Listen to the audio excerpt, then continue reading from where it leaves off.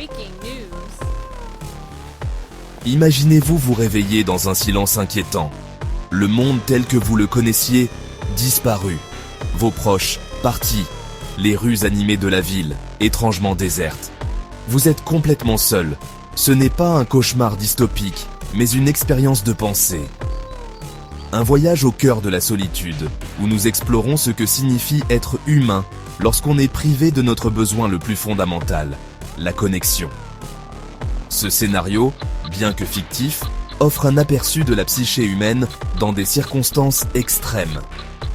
Comment réagirions-nous à un isolement aussi profond? Allions-nous nous effondrer sous le poids de la solitude? Ou trouverions-nous des moyens de nous adapter et de survivre? Les réponses, au fur et à mesure que nous approfondirons cette année hypothétique, révèlent non seulement la fragilité, mais aussi la résilience de l'esprit humain. Premier jour. Le choc initial pourrait être exaltant. Enfin, libéré des exigences constantes de la société. Pas de délai de travail, pas d'obligation sociale, personne pour juger vos moindres gestes. Vous pourriez lire toute la journée, regarder vos séries préférées, ou enfin vous attaquer à ce projet culinaire ambitieux. Le monde, ou plutôt, votre monde, vous appartient. Cette liberté retrouvée représente une libération des contraintes sociétales. Une chance d'explorer nos propres désirs sans la pression des attentes extérieures. Pendant un bref instant, la solitude ressemble à l'ultime plaisir. Une toile vierge sur laquelle nous pouvons peindre notre propre réalité.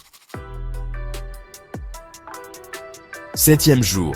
L'euphorie initiale commence à s'estomper. Le silence, autrefois un répit bienvenu, devient oppressant, un rappel constant de votre isolement. Vous vous surprenez à parler à haute voix, avide du son d'une autre voix. Des tâches simples, autrefois banales, semblent maintenant décourageantes sans quelqu'un avec qui les partager. La solitude, un sentiment que nous considérons souvent comme une simple tristesse, commence à révéler sa vraie nature. C'est une douleur primitive, un signal biologique nous rappelant que nous sommes des créatures sociales. Nos cerveaux, câblés pour la connexion, commencent à dysfonctionner en l'absence de stimuli sociaux.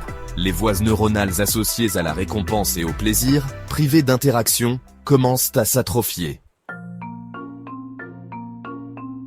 30e jour. L'instabilité mentale commence à s'installer. Le manque d'interaction sociale perturbe nos rythmes circadiens, entraînant des troubles du sommeil et une anxiété accrue. La frontière entre la réalité et l'imagination devient floue. Vous pourriez commencer à avoir des hallucinations vives, votre cerveau essayant désespérément de combler le vide laissé par le contact humain. C'est l'atrophie sociale en action. Tout comme nos muscles s'affaiblissent sans activité physique, nos capacités sociales et cognitives se détériorent sans interaction régulière. Le cerveau humain, une merveille de l'évolution, se nourrit de nouveautés et de défis. Sans ces ingrédients essentiels, il commence à se nourrir de lui-même, entraînant un déclin des fonctions cognitives et de la régulation émotionnelle. Section 5. La volonté de Dürer. 100e jour. L'instinct de survie se manifeste. L'esprit humain, bien que meurtri, n'est pas facilement brisé. Nous sommes programmés pour l'adaptation. Vous pourriez trouver du réconfort dans des endroits inattendus, prendre soin de plantes, documenter vos expériences, même créer des histoires élaborées dans votre tête. La volonté de vivre, de trouver un sens même dans l'isolement, devient un phare dans l'obscurité. C'est là que l'histoire humaine prend une tournure remarquable. Confrontés à une adversité inimaginable, nous puisons dans des réserves cachées de force et de créativité. L'esprit humain, privé de sa nourriture sociale habituelle, devient un creuset d'innovation. Nous le voyons dans les histoires de naufragés, de prisonniers à l'isolement, et même d'astronautes lors de missions spatiales de longue durée. Section 6. Un monde perdu, un soi transformé. 365e jour. Une année s'est écoulée. Le monde que vous connaissiez autrefois a peut-être disparu, ou peut-être a-t-il simplement continué sans vous. La personne que vous étiez au début de cette expérience a également disparu. remodelés par le creuset de la solitude. La réintégration dans la société, si cela est même possible, serait un défi monumental. Cette dernière étape de notre expérience de pensée souligne le pouvoir durable de la connexion humaine. Elle met en évidence l'impact profond que l'interaction sociale a sur notre perception de soi et notre capacité à naviguer dans le monde. Les compétences que nous tenons souvent pour acquises, l'empathie, la communication, la coopération, devraient être réapprises, reconstruites minutieusement après une année d'atrophie. Section 7. L'écho dans le vide. Ce voyage dans la solitude extrême, bien qu'hypothétique, nous apprend de précieuses leçons sur la condition humaine. Il révèle la fragilité de nos esprits en l'absence de connexion sociale. La détérioration de notre bien-être mental et émotionnel souligne l'importance de nourrir nos liens sociaux. La solitude, comme nous l'avons exploré, n'est pas simplement un état émotionnel. C'est un impératif biologique, un signe d'alerte que notre besoin fondamental de connexion n'est pas satisfait. Ignorer ce signal a un prix élevé, affectant non seulement notre santé mentale, mais aussi notre bien-être physique. Des études ont établi un lien entre la solitude chronique et un risque accru de maladies cardiaques, d'accidents vasculaires cérébraux et même de décès prématurés. Section 8. Un univers de connexion.